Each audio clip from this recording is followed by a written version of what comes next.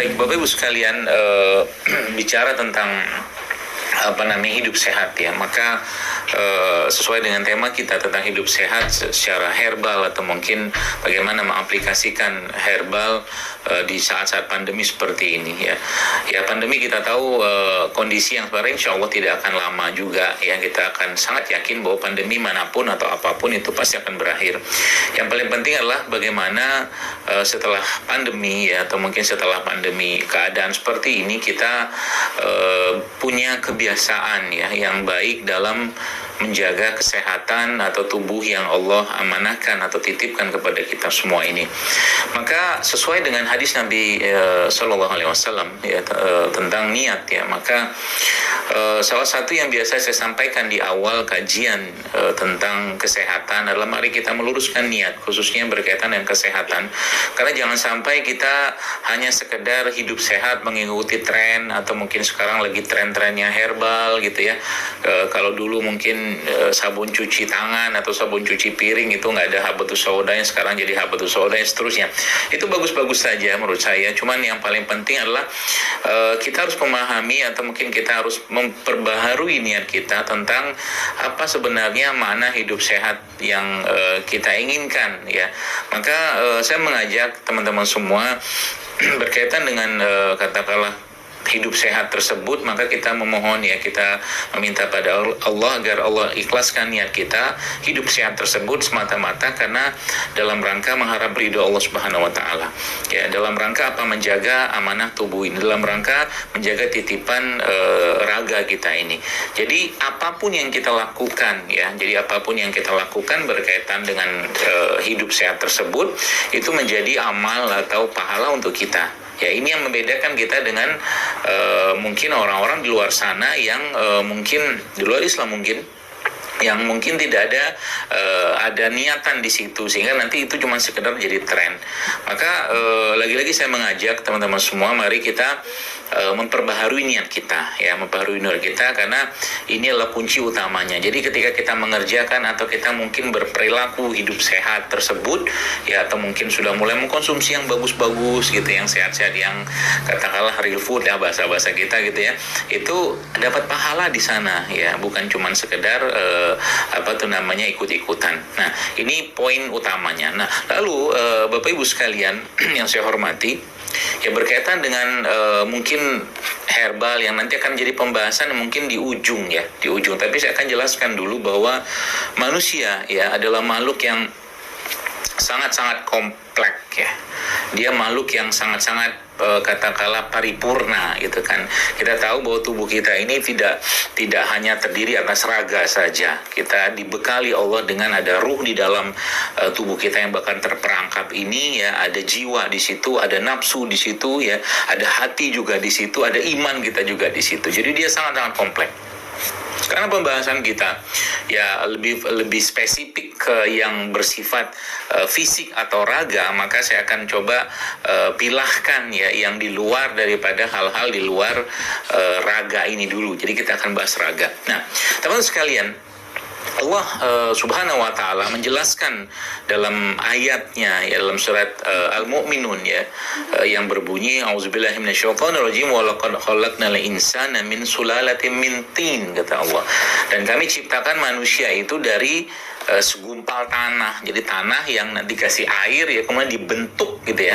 Kemudian dibentuk ya, jadilah kita seperti saat ini, dan dibentuk dan diciptakan langsung dengan tangannya Allah. Ya, tangannya Allah seperti apa tentu tidak sama dengan tangannya kita. Ya, maka saya waktu mentelaah atau mentadaburi ayat ini, maka Masya Allah tabarakallah ya, banyak sekali hal-hal menarik di situ ya, yang ternyata memang manusia itu tidak akan lepas dari semua unsur yang berasal dari tanah gitu loh. Itu poin dasarnya.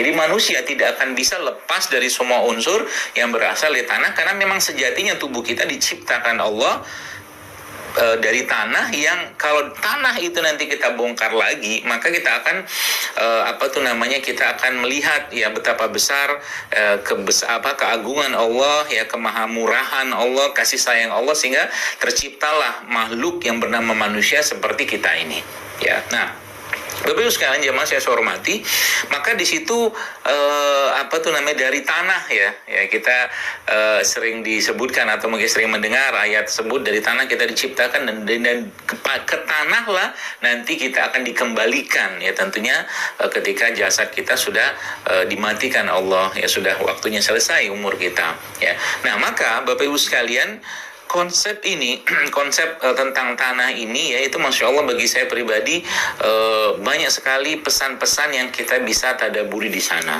ya.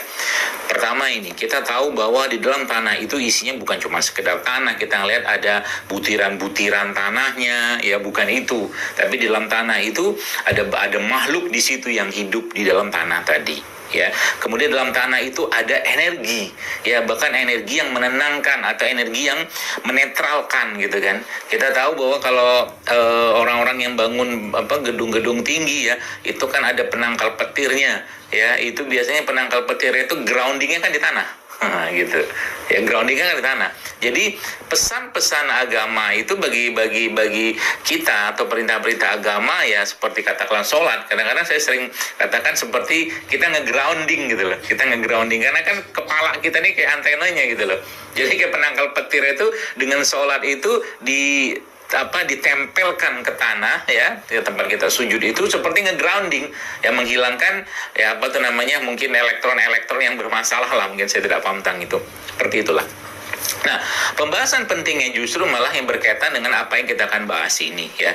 Kita tahu bahwa Allah menciptakan alam semesta ini dengan segala infrastrukturnya. Ada matahari ya, ada oksigennya ya, ada bulan, ada air ya, dan bahkan dalam Al-Quran kita sering mendengar ayat waja'alna minal ma'i kulla syai'in hayy. Dan dari air kami ciptakan segala sesuatu yang hidup. Sehingga nanti kalau poin ini teman-teman pahami nanti yang apa saya jelaskan ini, maka nanti ketika Anda mengkonsumsi herbal, minum herbal atau hidup sehat segala macam dengan produk-produk yang Allah ciptakan, maka Masya Allah teman-teman akan ngerti kenapa Allah ciptakan ini itu gitu loh. Ini poin dasarnya. Jadi kalau sudah ngerti poin ini, kalau sudah ngerti katakanlah pemahaman awalnya asalnya ini, maka insya Allah kita akan jauh lebih lebih mudah dan lebih bisa memilih-milih ya apa yang perlu kita konsumsi. Nah, pertama ya, kita tahu bahwa Allah menciptakan matahari ya. Matahari ini fungsinya apa? Ya, matahari ini fungsinya panas ya. Kita tahu panas dari matahari tersebut ada pohon, kemudian ada proses fotosintesis, terbentuknya glukosa, terbentuknya oksigen yang menjadi katakanlah energi bagi kehidupan ya. Nah, pertanyaannya, energi tersebut diserap oleh siapa? Gitu loh. Energi tersebut diserap atau diserap oleh siapa? Ya tentunya makhluk-makhluk yang memang memiliki kemampuan untuk itu, atau ciptaan Allah ya. Seperti halnya tumbuhan. Ya, tumbuhan. Nah, kita akan bahas satu persatu sehingga nanti teman-teman paham ya. Nah, energi, kata kuncinya energi. Kalau energi manusia nggak punya, kita butuh energi yang bersumber dari alam. Ya, pembangkit listrik tenaga alam gitu lah. Mungkin dalam tubuh kita itu PLTA-nya itu bukan air ya, tapi alam gitu kan. Didapatkan dari mana? Ya dari semua yang memiliki katakanlah elektron transfer elektron yang diberikan oleh matahari tersebut ya. Jadi kalau kita bayangkan ini, misalkan ini pohon nih gitu ya, misalnya pohon tangan saya ini. Pohon ini kan ada matahari, tutut gitu kan. Ya nggak gitu sih bunyinya, cuman seperti itu aja itunya misalnya tuh tutut gitu kan. Misalkan si daun ini nangkap tuh cahaya, dimasak sama dia tek jadilah fotosintesis ya, dan fotosintesis itu akhirnya menghasilkan gula dan air. Lalu kan terserap tuh jadi si daun tadi menyerap, dan itu kan dari atas tuh kan terus ngalir ke bawah kan, ke dalam tanah kan. Maka dalam tanah itu ada tenaga, ada power, ada energi yang nanti dengan izin Allah ya, memang seperti itu adanya. Itu akhirnya dari satu katakanlah biji buah ya, itu akhirnya Allah tumbuhkan ya. Allah tumbuhkan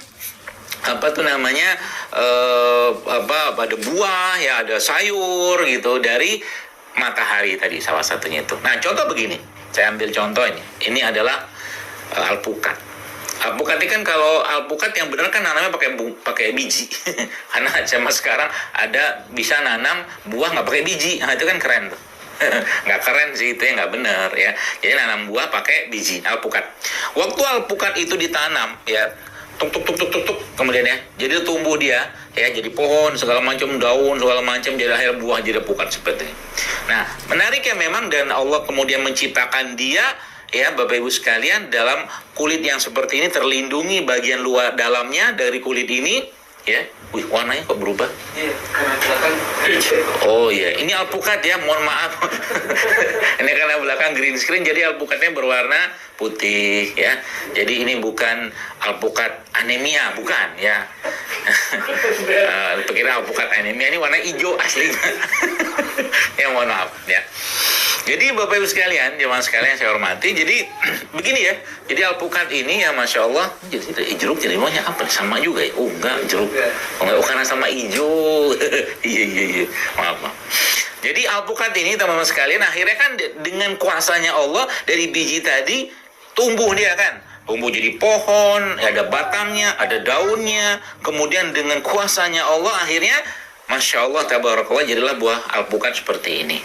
Ya, berarti nah, kunci dasar ya, lagi-lagi saya sampaikan, kunci dasar kalau Anda memahami atau kita memahami ini, maka sebenarnya bahasa real food itu, atau mungkin bahasa makanan sebenarnya itu yang ditumbuh di atas tanah tadi, mendapat cahaya mataharinya Allah tadi, paling utamanya adalah untuk memberi energi buat manusia. Oke? Dari apa? Dari glukosanya, dari oksigennya, ya terutama energi tadi ya, energi secara umum ada glukosa yang ada dalam produk-produk yang tumbuh tadi. Jadi ini kayak alpukat kayak begini. Apakah di sini ada energinya? Ada. Cuman menariknya Bapak Ibu sekalian ya, setiap yang Allah ciptakan itu memang suka-sukanya Allah gitu kan. Artinya apa? Alpukat sama jeruk nipis atau jeruk lemon kayak begini kan beda kandungan. Iya, tapi dia memiliki energi, dia memiliki tenaga. Dia kan sama-sama nih kayak jeruk melon, jeruk lemon. Ya, jeruk lemon kayak begini, ini kan sama, dia punya batang juga, dapat cahaya matahari juga, seterusnya. Sama kayak dia, cuman kandungannya berbeda. Nah, itu kan butuh ilmu. Ini fungsinya apa, ini fungsinya apa. Tapi fungsi dasarnya adalah apa? Dia mensuplai energi bagi tubuh kita. Nah, gitu loh. Ya, dia mensuplai energi dari apa? Dari matahari tadi salah satunya, dan berbagai proses-proses yang lain. Maka kalau kita lihat begini nih, Bapak Ibu sekalian, Masya Allah, ini bukan sekedar alpukat, tapi inilah kuasa Allah yang menciptakan buah ini. Kita harus mengatakan Rabbana ma khalaqta hadza batila. Petani yang ciptakan atau mungkin menanam alpukat ini kan cuma ngandalin biji doang. Cuma ngandalin biji doang.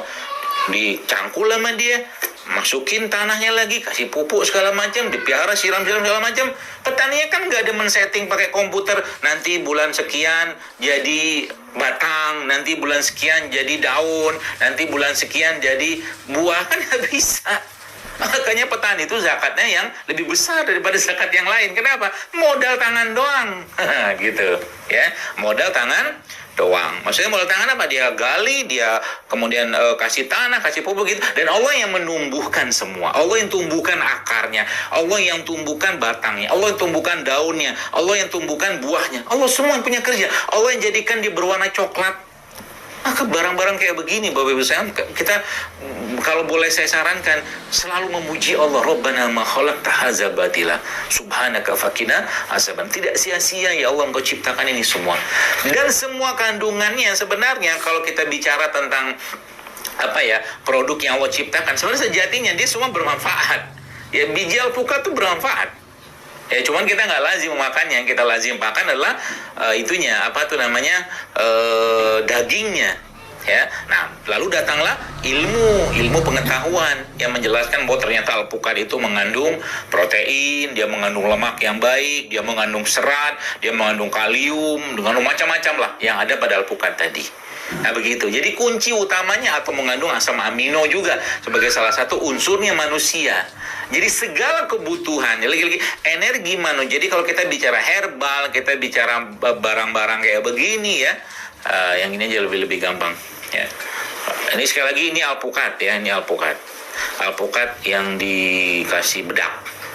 Kalau di TV-nya gitu ya, sehebat-hebat TV tetap aja nggak bisa nampil alpukat. Nah, mungkin begitu ya. Oke. Baik. Bapak Ibu sekalian, jadi ya barang-barang kayak begini atau produk kayak begini sejatinya dia ngapain? Fungsi dia buat kita apa? Memberi tenaga, power, energi. Makanya apa?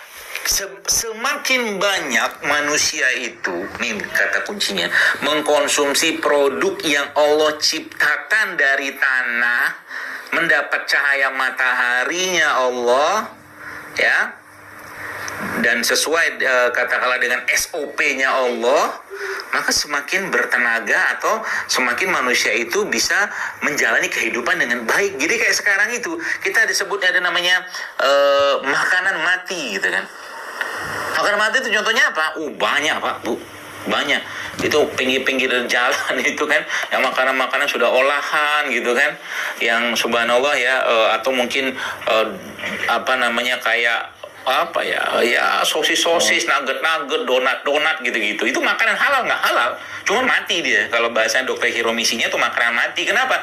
Udah nggak ada lagi enzim, gitu loh. Nggak ada lagi vitamin. Artinya apa? Kalau Anda ngeliatin orang yang ya lemes-lemes terus, nggak ada gairah, mungkin nggak ada semangat, nggak ada power gitu kan, ya salah satu kemungkinan yang bisa kita telah pada orang tadi adalah apa? Adalah kemungkinan dia tidak banyak atau lebih banyak mengkonsumsi makanan-makanan mati gitu kan, seperti itu. Nah, maka kita perlu mempelajari, memahami ini sehingga nanti kapan saya harus makan alpukat gitu, kapan saya harus makan nanas, kapan saya harus makan katakanlah sayur ini gitu. Ya, tapi pada prinsipnya fungsi mereka adalah memberi tenaga. Jadi kalau kita mau hidup tanda kutip katakanlah baterai kita ini tanda kutip ya, baterai kita ini tetap nyala Bapak Ibu sekalian, maka yang perlu kita masukkan dalam tubuh kita setiap hari adalah produk-produk makanan atau produk-produk yang diciptakan yang tumbuh di atas tanahnya Allah. Nah, ini konsep dasarnya ya. Nah, sampai sini semoga dipahami. Sehingga nanti kalau sudah Anda lihat kayak begini ya, ada kita baca misalkan ini kan serai nih, ya. Serai ada powernya, ada tenaga. Ada Pak. Ada. Jadi seperti apa ya? Kayak semacam dia electricity gitu loh. Dia ngasih tenaga listrik gitu loh. Ya, seperti itu. Atau mungkin ya kayak begini ya, ini kan kayu manis gini, jadi atau mungkin kunyit atau biang kunyit kayak begini. Jadi mereka ini punya power semua, punya tenaga ya. Artinya apa? Jadi berarti Dok, kalau memang begitu caranya, paling bagus mengkonsumsi makanan itu kapan? Atau mungkin paling baik mengkonsumsi produk-produk seperti ini kapan? Kalau saya boleh bilang ya, kalau versi saya adalah saat makanan itu baru dipetik. Nah, itu yang paling bagus. Tapi kan susah. Ya, misalkan kita bicara, berarti kalau saya paling bagus konsumsi kunyit kapan? Lagi diambil dari tanah. Kan waktu di tanah itu kan dia kayak ibarat kata mah dia masih mendapatkan supply kehidupannya dia dari akar ya segala macam gitu kan, dari tanah gitu kan. Nah, ketika dipetik kan putus semua itu. Nah, proses itu ya, tapi maha sucinya Allah itulah luar biasanya sekarang. Maha besarnya Allah ya. Anda bayangkan kalau seandainya misal nih alpukat kayak begini nih ya. Ini kan katakanlah dia di tangkainya pohonnya alpukat itu gitu kan. Tapi nggak punya kulit ini. Maka apa yang terjadi dengan alpukat ini? Yang terjadi nanti adalah dia akan teroksidasi. Maka Allah Subhanahu wa taala ketika mereka diputuskan dari sini, Bapak Ibu sekalian, ya diputuskan dari tangkai pohonnya tadi, ya, maka yang terjadi adalah Allah lindungi isi kandungan dari alpukat ini ya. Allah lindungi proteinnya, lemaknya, seratnya, mineralnya, asam aminonya, ya segala macam pada alpukat ini dengan kulit ini. Itulah kuasanya Allah. Makanya tadi saya katakan, jadi ini kayak berkat tali pusernya lah gitu. Ya, seperti itu. Ya, dengan berarti ya tadi penjelasan saya itu bahwa semakin terlindungi, dia semakin baik. Jadi alpukat seperti ini atau apel gitu kan, misalkan gitu kan, ketika kita kupas dia gini kan langsung teroksidasi dan berwarna kecoklatan, ya, teroksidasi dia. Sama juga kayak begini kan ya, ini dompel gini aja ya, ada dompel begini ya, tertindih begini, ini sudah mulai ada tampak oksidasi di situ ya, dari oksigen ini kan oksidasi seperti itu ya. Nah, maka mereka ini dilindungi ya, Allah lindungi mereka ya, Allah lindungi mereka dengan apa? Dengan kulit-kulit tadi. Artinya apa? Kalau ini pesan sederhananya, pesan awalannya, kalau Bapak Ibu sekalian tidak ada penyakit apapun, oke? Tidak ada penyakit apapun yang memerlukan hal-hal yang sifatnya khusus ya, maka saran saya, semakin banyak ragam mereka ini yang Anda konsumsi semakin bagus. Paham ya? Artinya Anda mendapatkan energi dari berbagai macam ciptaan Allah kayak begini. Hari ini makan alpukat, besok nanas, besok katakanlah semangka, besok pepaya ya. Dengan catatan tadi apa? Kalau tidak ada penyakit-penyakit tertentu. Berarti kalau ada penyakit tertentu memang harus dikurangi. Ada yang tertentu tuh nggak semua dibolehkan dulu pada waktu-waktu tertentu. Ya, seperti itu. Jadi termasuk juga si herbal ini ya, supaya tubuhnya berenergi, supaya dapat tenaga terus dari produk yang lo ciptakan ini ya, ada kunyit segala macam. Berarti paling bagus apa? Lagi-lagi catatan pentingnya adalah kalau tidak ada penyakit.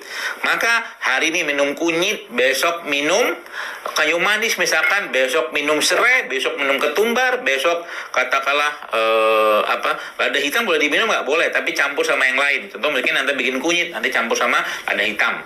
Nah, semakin banyak ragam mereka ini semakin bagus untuk tubuh Anda.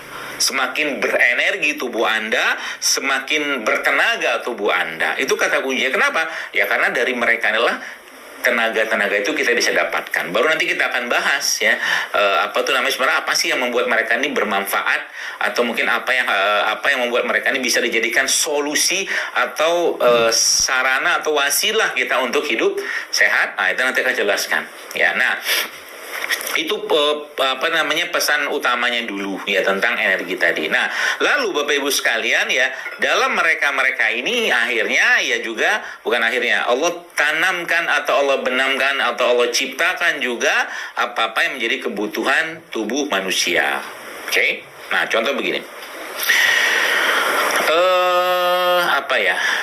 Salah satu pembentuk ya atau bahan baku tubuh kita itu atau gen tubuh kita itu adalah asam amino. Ada asam amino esensial, ada asam amino non esensial.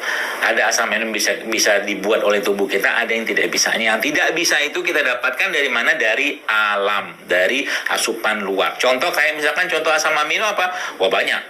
Ini ada asam amino nih. Ini ada asam amino juga nih, kunyit nih. Ya.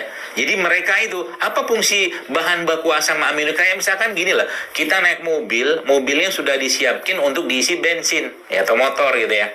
Lalu nggak diisi sama bensin, nggak bisa jalan dia.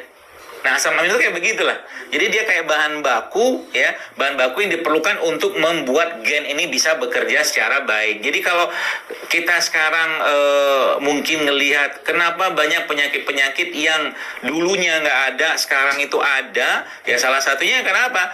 Tubuh tidak mendapatkan asupan asam amino ya yang terbaik yang Allah ciptakan, dan ujung-ujungnya yang dimakan cuma sekedar makanan-makanan yang menyenangkan lidah saja. Begitu.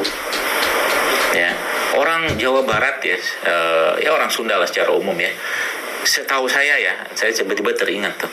Kayaknya zaman dulu tuh ya 20 tahun, 30 tahun itu nggak mengenal tuh cilok, cireng, seblak gitu kan, nggak kenal. Betul nggak? Kebetulan nih tim saya nih orang Sunda. Ya, jadi nggak kenal cilok, cireng, seblak. Nah, pertanyaan saya, kita balik ke zaman itu kira-kira penyakit orang tua apa? Nggak banyak juga, nggak kayak sekarang. Kenapa? Ya karena memang dimakan apa? Singkong, itu singkong rebus kan? Singkong rebus, ubi bakar, jelembu lah, apa segala macem, minumnya wedang jahe, itu. Dengan kemajuan sekarang ya, gaya-gayaannya milenial gitu kan, iya, campur semua, campur inilah, campur itulah, cireng cilok segala macam, dikasih kakinya ayam gitu loh. Kakinya ayam, ayamnya mending ayam yang jalan-jalan, ayamnya nongkrong di kandang. Iya kan? Akhirnya terjadi apa yang dimakan cuma sekedar rasa dan rasa dan rasa. Itu yang pertama. Yang kedua apa? Mati, makanan mati gitu loh. Gak kenal lagi dengan begini-beginian. Jadi orang Jawa Tengah juga sama, ya, sama aja. Gak kenal lagi dengan katakanlah rempah-rimpang segala macam ya. Berarti generasi, jadi nggak heran kalau kita lihat zaman sekarang itu katakanlah orang-orang ya, kita harus akuin ya, tingkat sosialitas, solidaritas ya orang-orang itu zaman sekarang itu beda loh.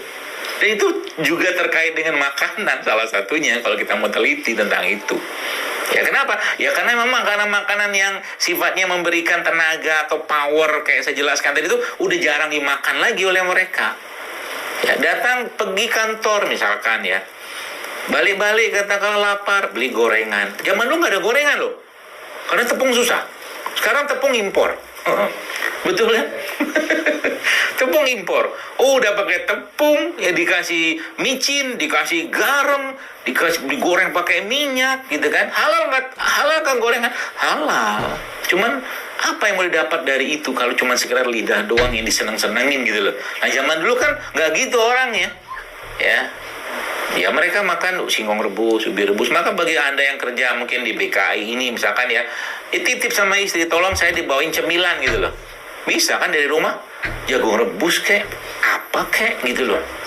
Dan juga mengurangi sampah plastik juga, apalagi misalkan gorengan-gorengan misalkan dibeli gitu, udah gitu pakai koran bungkusnya.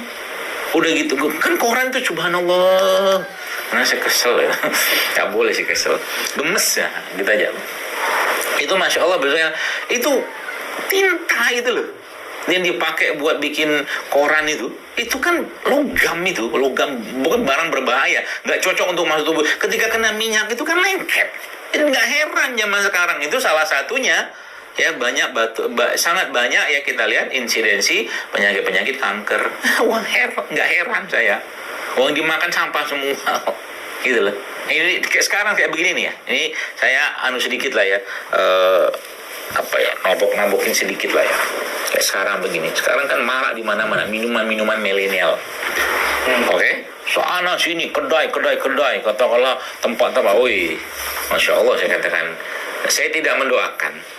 Tapi kita tinggal tunggu saja. Waliyahzubillah. Tentunya kita memohon untuk tidak terjadi. Tapi kalau dengan gaya kayak begini, itu tinggal tunggu akan terjadi endemik lagi suatu hari, mungkin berapa tahun ke depan nanti orang-orang dengan penyakit-penyakit yang berkaitan dengan gula yang tinggi, jantung yang lemah, ginjal yang lemah. Akibat apa? Akibat tingginya gula pada makanan-makanan tadi. Oke, nah dari situ kita belajar lagi Bapak Ibu sekalian, ya. Tadi tadi intermezzonya sedikit, balik lagi sekarang bicara tentang asam amino, oke?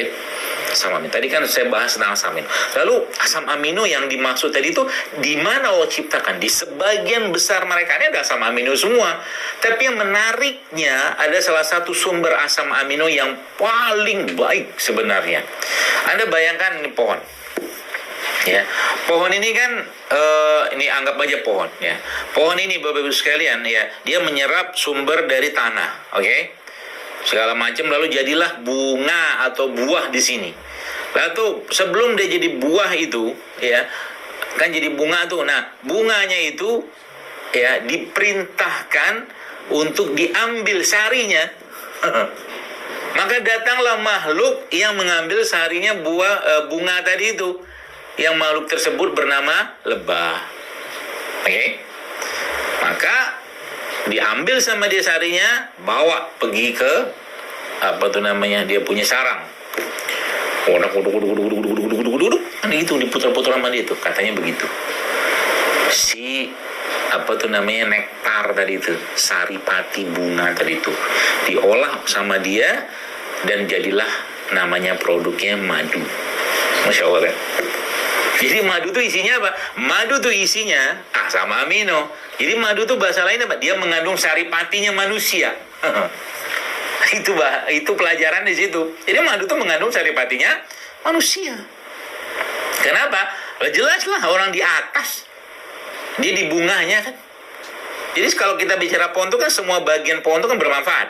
Tapi Allah merintahkan dia untuk mengambil yang sarinya dari semua aktivitas di akar, di batang sampai ke daun tadi, ya subhanallah, diambil oleh si lebah tadi dan diubahlah sama dia menjadi madu. Maka di dalam madu tersebut terdapat asam amino, ada gula di situ, ada glukosa di situ. Nah, Masya Allah kan. Jadi gulanya alami, gulanya asli, ya. Maka tidak pernah ada ceritanya, ya, sepanjang tidak berlebihan orang kena diabetes atau kena kencing manis gara-gara minum madu. Mana pernah ada. Asal madunya betul, asal tidak berlebihan kan gitu. Kenapa? Ya memang disitulah sarinya manusia. Lalu di mana lagi sumber-sumber asam amino tadi Bapak Ibu sekalian? Banyak. Salah satu sumber asam amino terbaik itu adalah air kelapa. Air kelapa itu bisa asam amino. Di luar mungkin kalau kita buka data-datanya ya, dia ada mineral, ada vitaminnya, ada enzimnya, segala macam di situ ya. Ada pada air kelapa. Bahkan dia juga mengandung karbohidrat, ada gulanya juga. Komplit banget. Jadi dalam semua yang Allah ciptakan ini, itu kita mau pakainya, butuhnya yang mana gitu loh. Tergantung kitanya aja. Asal kita tahu khasiat dan kandungannya, tinggal kita sesuaikan dengan tubuh kita. Contoh mungkin ketika ada orang mengalami masalah misalkan jantung lah misalkan, ya, kental darahnya misalkan, ya, kental darahnya. Masalah jantungnya apa? Sebenarnya kan pembuluh darahnya nggak elastis. Itu salah satunya. Kemudian darahnya nggak kental, itu salah satunya. Penyumbatan misalkan salah satunya itu. Maka bagaimana caranya kita mensikapi itu dengan kata herbal atau produk Allah ciptakan seperti ini ya? Ya Masya Allah sebenarnya gampang, ya. Penyumbatan atau mungkin kekentalan darah tadi kita atasi dengan produk-produk yang memberikan efek ke tubuh kita itu melancarkan aliran darah. Contohnya apa? Ini kunyit salah satunya. Jadi punya efek itu. Ya. Kemudian misalkan apa lagi? Dia juga punya efek untuk menghangatkan ya darah kita. Nih bisa. Sore. gitu. Jadi kalau udah lihat kayak begini nih, waduh saya bisa berpikir berbagai macam. Bisa gitu. Kalau kita udah belajar ilmu dan itu bisa dipelajari siapapun, tidak mesti saya. Ya, kita data-data ini bisa kita ambil. Cuman memang butuh kita mentadaburi gitu loh. Bahkan para ilmuwan ya itu menyebutkan misalkan ada bikin kunyit nih. Ini kan kunyit ya, biang kunyit ya. Memang nggak seperti kunyit biasa, tapi ini kunyit ya. Dia kuning. Ya, kuning. Jadi Bapak Ibu sekalian ya, kunyit seperti ini tuh ya, ketika Anda bikin kunyit kayak begini, Anda potong-potong, kemudian kasih air panas, segala macam lah perlakuannya untuk mendapatkan minuman kunyit. Kemudian Anda mungkin silakan aja misalkan kasih jeruk nipis sedikit, misalkan jeruk lemon sedikit, kemudian Anda tambahkan sedikit sama ini lada hitam ya, lada hitam kayak begini, itu dia penyerapannya lebih kuat. Jadi meningkatkan penyerapan dari kunyit ini ke tubuh kita. Ya Masya Allah kan. Jadi kita bisa bermain di sini. Ya. Kayu manis misalkan. Ya, salah satu herbal terbaik yang ada di negeri kita, yang mungkin sepertinya dulu juga diambil sama Belanda nih, kayu manis nih. Karena salah satu kota yang saya tahu ya di Indonesia yaitu Kerinci, itu kan dia memiliki kayu manis terbaik di dunia katanya. Saya pernah dikasih tuh kayu manis tebel banget, Masya Allah. Ya, ini kayu manis seperti ini ya. Ini kan punya maksud gitu kan bagi tubuh kita. Seperti yang kita tahu ya, kita banyak menggunakan kayu manis seperti ini ya untuk rempah-rempahan ya, untuk rempah-rempahan ya, atau bahkan bisa masak sayur, sop apa segala macam. Tapi dia juga mengandung ya antioksidan, dia juga mengandung alkaloid ya, dia juga mengandung punya sifat untuk menurunkan gula darah. Itu tergantung kita mau pakainya yang mana. Ya begini ya. Serai juga tadi saya jelaskan. Ini saya ambil beberapa sampel saja. Ini Masya Allah ya, banyak sekali manfaat dari dia ini. Kalau teman-teman mulai dari minyaknya ya, mulai dari manfaatnya untuk jantung, mulai dari manfaatnya untuk melancarkan aliran darah, melancarkan buang air besar. Masya Allah kan. Jadi apa apa yang akan kita dapatkan dari sini, katakanlah kalau kita mengkonsumsi lagi-lagi tadi di awal energi, tapi yang paling penting itu adalah kandungan dari mereka ini yang berbeda. Contoh mungkin kalau kita bicara tentang alpukat, ya, alpukat ini kan tadi di awal saya jelaskan ya, dia punya kandungan ya katakanlah terbesarnya adalah protein atau lemak alpukat, ya. Nah, kalau yang lain gimana? Ya belum tentu ada, ya. Ada sebagian cuman tidak sebesar, sedominan dia ini. Jadi misalkan kita bicara tentang kunyit, ya. Kunyit itu, ya kunyit kayak begini. Dia apakah dia punya katakanlah nanti bisa dibuka data-datanya ya, lemak-lemak juga, atau dia punya minyak-minyak juga ada. Tapi beda sama ini. Nah, tinggal kita lihat misalkan dalam kunyit dia punya kurkuminoid misalkan, dia punya anti kanker, dia punya anti aging, bahkan ini sebenarnya kunyit ini salah satu produk rempah yang bersifat anti aging atau anti penuaan. Jadi bagi yang pengen tetap ya apa bahasa sekarang tuh glowing gitu, nah itu bisa salah satu kunyit. Ya tapi bukan diolesin ke muka, kuning lah muka. Ya tapi ya itu ya diminum aja. Masya Allah kan kunyitnya. Makanya sekarang, ini saya kasih tahu supaya bapak ibu nggak nyesel. Ya, saya bukan jualan obat ini, kayak orang jualan obat aja. Amerika tuh sekarang ya, itu para naturopatinya itu, saya kemarin sempat tanya kepada saudara yang tinggal di sana itu, sekarang lagi gencar-gencarnya itu mempopulerkan kurkumin ini. Kunyit, kan dalam kunyit ada kurkumin. Meskipun temulawak juga ada kurkuminnya juga, tapi secara umum kunyit lah. Ya saya katakan nih, jangan sampai minum ini nanti satu gelasnya 25.000 baru sadar kita manfaatnya dia.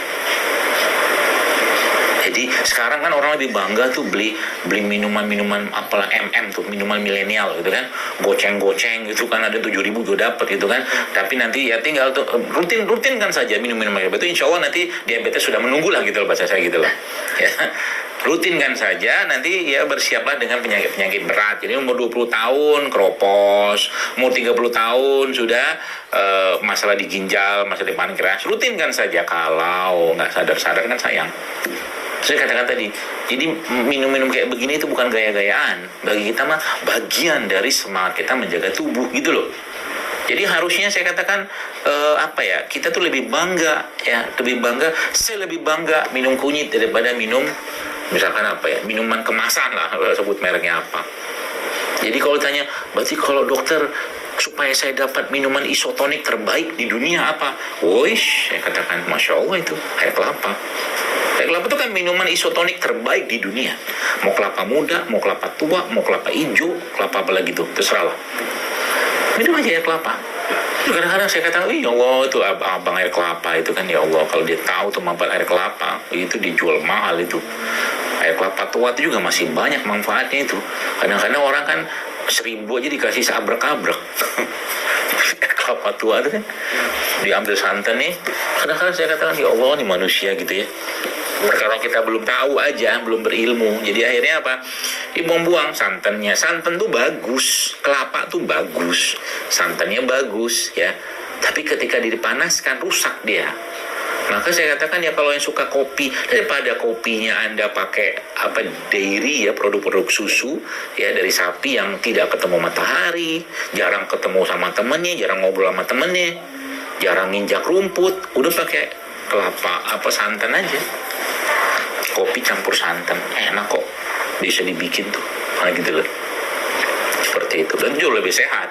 Makanya orang-orang yang tahu ya ilmu ini tuh kadang-kadang mereka minum kopi itu bahkan pakai lemak dari sapi namanya ghee.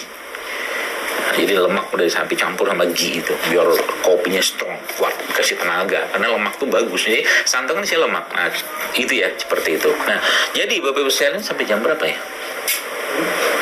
Sampai itu secukupnya. Sampai baterai saya habis. Baik, jadi Bapak Ibu sekalian, ya, jadi mereka ini punya fungsi yang berbeda. Mereka punya fungsi yang berbeda, ya. Jadi kalau tadi saya membahas tentang misalkan kunyit, ya. Kunyit itu salah satu herbal yang sangat luar biasa, ya. Dengan mungkin seingat saya itu ada lebih dari 30-an jenis bahan aktif yang ada pada kunyit itu. Ya, nah tapi saya katakan tadi ya, karena pola makan manusia modern zaman sekarang itu cenderung beragam, jarang yang makan sederhana dan tunggal, maka penyakitnya pun itu cenderungnya itu beragam. Maka bagi Anda yang mulai mempraktekkan, jadi bagi bapak-bapak yang menyaksikan video ini ya, atau ibu-ibu yang punya suami bekerja gitu kan, nah coba disanguin pagi-pagi tuh suami atau istrinya tersebut itu dengan minuman-minuman rempah atau rimpang. Gampang banget bikinnya, kayak gini kan, tinggal dikupas. Kadang-kadang saya malah nggak kupas, ya bersihin aja sampai bersih banget gitu kan. Ya, karena emang kulit itu punya manfaat juga sebenarnya. Ya, tapi kalau mau kupasnya dikerok-kerok pakai sendok gitu kan. Potong. Kasih ini serai misalkan, ya. Kasih serai misalkan, udah kasih air panas, masukin tumbler buat minuman Abi pergi kantor. Kan keren tuh. 3 bulan si Abinya minum, udah makin berseri wajahnya. Ibunya juga minum, Masya Allah. Karena emang mereka ini emang punya sebagian besar ya kandungan mereka tuh antioksidan, anti kanker, segala macam. Seperti itulah. Nah, tapi tadi saya katakan karena memang pola makan kita yang memang tidak cuman satu jenis makanan, ya, maka kita perlu menggabungkan. Ya, nah ini ilmunya di sini yang saya dapatkan ya. Memang ilmu ini memang bukan ilmu yang didapatkan di bangku kuliah, tapi bisa teman-teman praktekkan. Contoh begini, kalau Bapak Ibu lihat ini ya, ini apa ini? Ini kunyit kan? Kunyit ini tumbuhnya kan dia punya umbi ini kan tumbuhnya kan di bawah tanah, ya, tumbuh di bawah tanah. Lalu ada misalkan kayu manis lah. Nah, kayu manis ini kan misalnya ya, atau mungkin serai juga bisa. Serai kan di atas nih. Serai kan. Ini tumbuhnya di bawah tanah, umbinya ini kan di atas tanah. Ya. Nah, dari yang saya pelajari ya, dari guru-guru saya tersebut, dia mengatakan bahwa memang mereka ini ya, ketika mereka hidup di bawah tanah itu ya, bakteri yang ada di sini itu berbeda. Ya. Kalau kita bahas dari sudut pandang bakteri, ya. Yang ini ya berbeda juga, sehingga nanti apa polanya satu yang tumbuh di bawah, satu yang tumbuh di atas, nah gitu loh, paham ya? Satu yang tumbuh di bawah, satu yang tumbuh di atas. Jadi misalkan kunyit nih, udah Anda iris, tambahkan serai, boleh. Kalau kunyit misalkan ada tambahkan jeruk nipis, boleh, ini kan di atas nih, gitu. Itu pola katakanlah tradisionalnya yang saya dapatkan, gitu kan. Jadi Masya Allah ya, semakin berarti dengan pola makan kita saat ini itu, berarti kita nggak bisa mengandalkan satu herbal saja kalau menurut saya. Ya, jadi memang perlu di-combine ya 2 minimal lah. Ya 3 atau 4 lebih baik, nggak masalah. Cuman tadi komposisinya sebagian di bawah, sebagian di atas, gitu kan. Ya, sebagian di bawah, sebagian di atas, seperti itu. Nah, termasuk juga ya Bapak Ibu sekalian, sebelum saya jelaskan, nanti dia ngambek lagi nih. Ini beliau satu ini nih. Ini namanya tempe. Ya, ini Masya Allah. Saya lagi belajar lagi tentang tempe ini, jadi saya makin kagum dengan tempe. Kenapa? Ada salah satu vitamin ya. Ini kan termasuk ya juga kan herbal juga lah, kedelai gitu loh, tapi kan difermentasi ya, dibikin ragi segala macam seperti itu. Jadi ada satu vitamin, yaitu vitamin B12, yang vitamin ini adanya pada hewan aslinya, tapi ketika difermentasi kedelai ini dengan ragi gitu ya, itu akhirnya dalam tempe ini ada vitamin B12. Itu dari tempe. Jadi dalam tempe ini ada vitamin yang satu-satunya produk nabati yang mengandung vitamin yang ada di produk hewannya, tempe ini. Nah itu, jadi makan tempe paling pertanyaan paling baik atau paling enak diapain? Ya terserah sih. Tapi kalau saya katakan ya sayang kalau digoreng, ada minyak lagi kan. Makanya begini, misalkan kayak gini sebenarnya. Ini tempe sehat. Misal, atau dicocolin pakai madu, atau dicocolin pakai sambal. Asal pembuatannya higienis nggak ada masalah. Tapi kalau Anda mau goreng silakan aja, ya, nggak masalah. silakan aja kalau mau digoreng. Tapi kalau saya katakan goreng kan dapat minyak lagi, masuk lagi minyak ke badan. Apalagi minyak biasanya pada tempe itu kan nggak apa, tempe pinggir jalan ya, udah minyaknya digoreng berkali-kali gitu. Nah, ini salah satu. Jadi caranya kita ya mengoptimalisasi produk-produk yang ada di sekitar kita, terutama Indonesia ini ya. Jadi kalau saya katakan kalau penduduk negeri ini ya dari berapa 200 juta lah misalkan sekarang, mungkin lah ya. Ini ya 50 juta aja tiap hari itu minum rempah atau rimpang. Masya Allah, dahsyat banget efeknya. Coba aja lihat. Karena emang apa? Kalau orangnya tidak ada penyakit-penyakit tertentu ya, minum rempah rimpang apapun itu dalam tubuh kita pasti bermanfaat. Ini itunya, quote-nya. Jadi kalau tidak ada penyakit apapun, udah semakin banyak jenisnya yang Anda makan, yang dalam tentunya dan tidak berlebihan, itu bagus bagi tubuh Anda. Ya. Jadi dokter menganjurkan, atau misalkan saya menganjurkan berarti hari minum jahe, silakan aja minum jahe. 2 hari, 3 hari minum jahe, nanti habis itu minum apa? Kunyit lagi. Tapi ingat tadi prinsipnya, ya, jangan tunggal dia. Yang pertama, yang kedua, campurkan atas sama bawah. Ya, seperti itu. Dan makan makanan seperti ini jangan banyak diolahnya. Contoh begini, dok, Masya Allah, alhamdulillah saya sudah mulai mengikuti misalkan perkataan dokter. Apa itu? Saya makan alpukat, saya beli jus alpukat. Oh iya, saya bilang, oh Masya Allah, saya bilang, waktu saya lihat itu Masya Allah itu ya, dia memang abangnya memang sederhana mungkin katanya. Jadi alpukat itu cuma 1 sendok, sisanya air sama susu. Nah itu yang nggak benar ya. Jadi mulai makan kayak begini, potong, ini belum matang sih, ini baru saya beli kemarin ya, harganya lumayan rapi. Nah ini ada motivasi. Jadi kalau kita sesuatu misalkan hidup sehat tuh mahal ya, oke, katakanlah memang mahal, silakanlah mahal. Tapi ya maksud saya begini, ada seorang yang pernah bertanya kepada Nabi SAW, ya Rasulullah, kalau saya punya uang 1 dinar, kata dia, kemana aku harus sedekahkan uang tersebut? Nabi bilang apa? Nabi bilang, sedekahkanlah untuk dirimu sendiri. Apa maksudnya? Maksudnya begini, kalau Anda punya uang dan cukup uang dan memaksakan diri untuk memberi yang terbaik untuk tubuh Anda, itu dianggap sedekah. Paham ya? Jadi jangan pelit sama diri kita. Kadang-kadang orang tuh kalau ngomong sedikit tentang ini segala macam, tidak sadar dia beli misalkan nasi yang nasi lah secara umum gitu kan, yang miskin serat, miskin vitamin segala macam lah gitu kan, ya 15.000 juga. Ya, padahal kalau dia misalkan mulai berkenalan dengan mereka ini, itu Masya Allah ya jauh lebih baik sebenarnya ya. Bukan nggak boleh makan yang nasi yang segala macam, silakan saja. Tapi maksud saya itu, mari kita azamkan diri kita untuk melakukan ini memang karena mengharap ridho Allah. Nah seperti itu. Jadi bukan itu yang saya maksud ya, 1 kerok isinya air, gula sama susu, sekarang bukan susu malah kental manis katanya ya. Tapi yang saya maksud itu Anda belah ini, itu yang bisa saya kerjakan. Belah ini, udah ambil bijinya, kalau mau tanam silakan, udah makan gitu aja. Mulai belajar rasa asli makanan itu untuk menghilangkan si pengganggu dari penyedap rasa itu kerjaannya gitu ya. Ya orang-orang yang bikin makanan itu kan ya nggak peduli dengan apa yang mereka buat, yang penting laku kan gitu kan. Emang kalau kita jadi sakit atau apa mereka peduli ya enggak ada. Oh sudah aman kok gitu. Kita nggak usah ngurusin mereka, urusin di sini. Kalau kita nggak bisa ngontrol mereka, kita kontrol apa yang masuk dalam tubuh kita. Kayak begini, misalkan Anda mulai oke saya mulai menyukai buah nih, atau berdoa lo, ya Allah, selama ini kan misalkan nggak suka sayur, boleh nggak doa sama Allah, ya Allah jadikan aku suka sayur? Bisa.